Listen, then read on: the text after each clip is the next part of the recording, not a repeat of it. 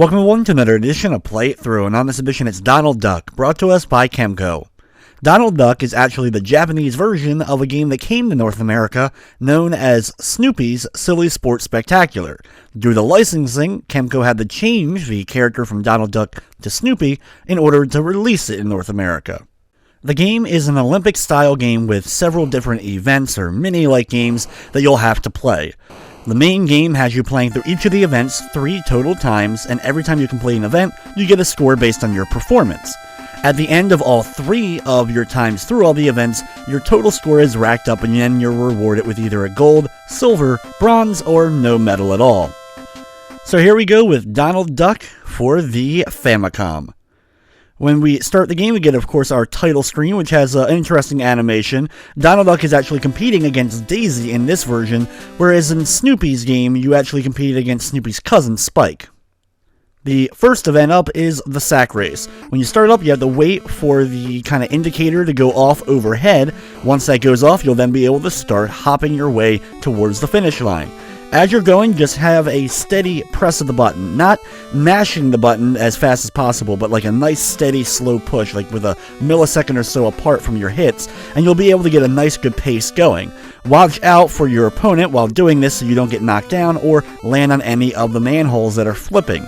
Usually I like to kind of get my way away from the manholes and from my opponent pretty quickly, depending upon what the AI decides to do. Sometimes the AI will just leave you alone, other times it kind of hone in on you and try to get right up on you as the race starts. But once you're able to get that little bit of distance, you'll have no problem getting through. The second event is the boot toss, with your goal being to see how far you can throw the boot. This one has those weird controls of like rotating your hand around the D-pad in order to get momentum with the boot.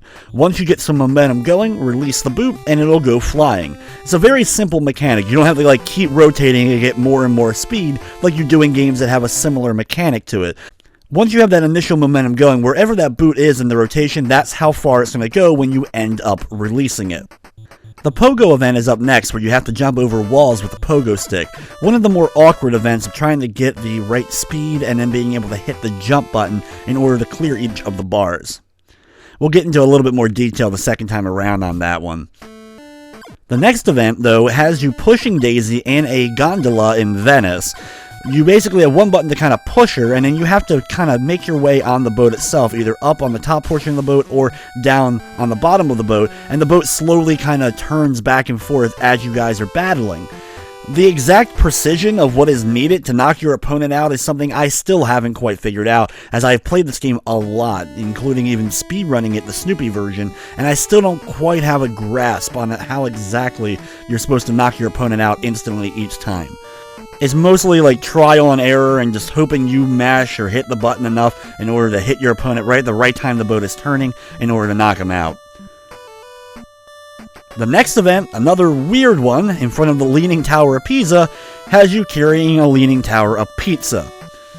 Basically, Donald has a giant stack of pizza, and he has to slowly walk it towards the finish line. The more pizzas you have still on your stack by the time you make it to the finish line, the more points you get. Basically, if you want to do this event and actually keep all the pizzas, which is very difficult, you have to barely tap the D-pad to the right. Just, I mean, lightly tap. Extremely lightly tap. And as soon as you get any kind of momentum going, usually you gotta have to stop, wait for the kind of pizzas to resituate, and then continue. If you lose a couple of pizzas, it's okay. You're still going to gain a good amount of points. Usually, by the time I redo the event, I just don't really care. I just kind of keep going and get whatever points I end up with. By far, the hardest and most annoying event in this entire game is the pole vault here. And the reason for it is, in order to clear, you have to mash the button in order to run, then hit the opposite button in order to pole vault by sticking the pole, of course, into the little river and then knocking yourself across. However, it's not as simple as just timing it right so you get over. No, instead you have to hold down the pole vault button and then release it at just the right moment, basically between 2 parts of the jump. And if you do it just correctly, and you have like a microsecond in order to do so, you will successfully complete it. I've done it a lot, and I've gotten pretty good at it now over the years, but it's still one of the hardest timed events I've ever done on the NES. After going through all the events your first time through, your score's racked up and you move on to your second time through. I think the opponent's a little bit tougher your second time through, but for the most part it's still pretty much the same events each time. In fact, sometimes I find some of the harder ones, like the boat pushing one, easier on my second or third playthrough. For the boot toss, as you can see, kind of when I release and when I hit the button to actually throw the boot.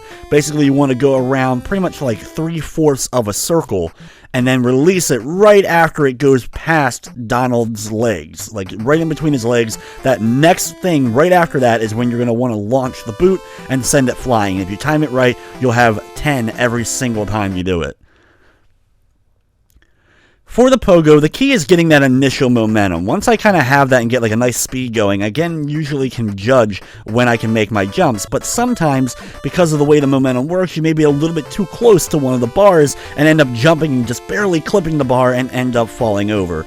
It's something that's still not precise to me, but I've gotten a bit better at it. Here we go with the boat again, and as you can see, I'm lucky enough to kind of get Daisy right to the edge of the boat, and as it first turns, I'm able to hit a nice push, and that's able to send her off. You get a lot of points based on how much time is used up in the event, so that's really kind of the key.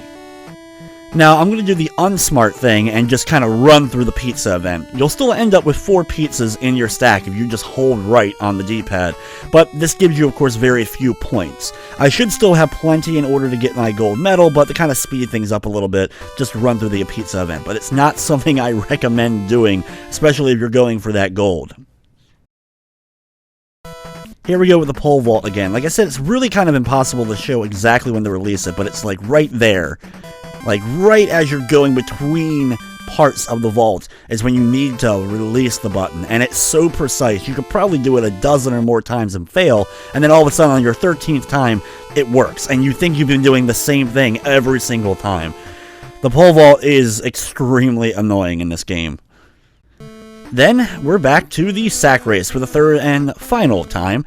After the event kind of begins, start hopping my way across, trying to keep ahead of Daisy, and once I kind of get that little bit of momentum and ahead of her, I can just kind of steadily jump my way through.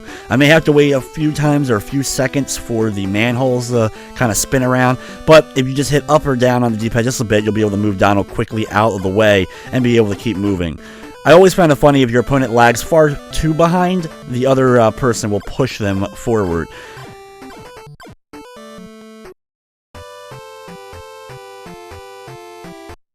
Here we go with boot toss number 3. Once again, kind of wait for that boot just to be right in between, like right after Donald's crotch area, and launch the boot, easily hitting 10. It'll take a few times to kind of get that like little initial practice of figuring out how the timing works, but kind of once you have it, the boot toss becomes one of the easiest events to do in this game.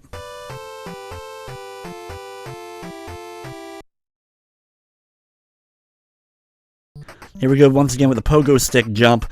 Basically just that time jump. As long as I'm like at least a Donald away from the bar, I'm usually able to kind of make that jump over in order to complete the event. Here we go with the gondolas in Venice again.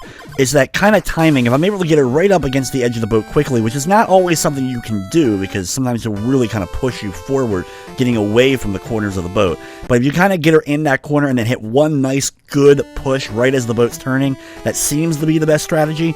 But like I said before, it doesn't always work, and sometimes it's really hard to kind of get that timing. Doing the pizza event once again, we're just going to kind of run through, getting our 4 pizzas and a little bit of points, and as long as I'm able to complete the pole vault, we'll still be able to rack up the gold medal.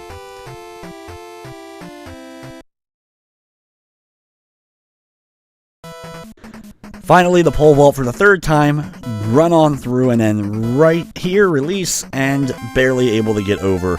Like I said, it's something that will take a lot of practice and timing on your behalf to kind of even feel remotely comfortable. And after years of doing it, I still don't feel comfortable. Our score is now tallied up, and we get to see the brief ending to Donald Duck.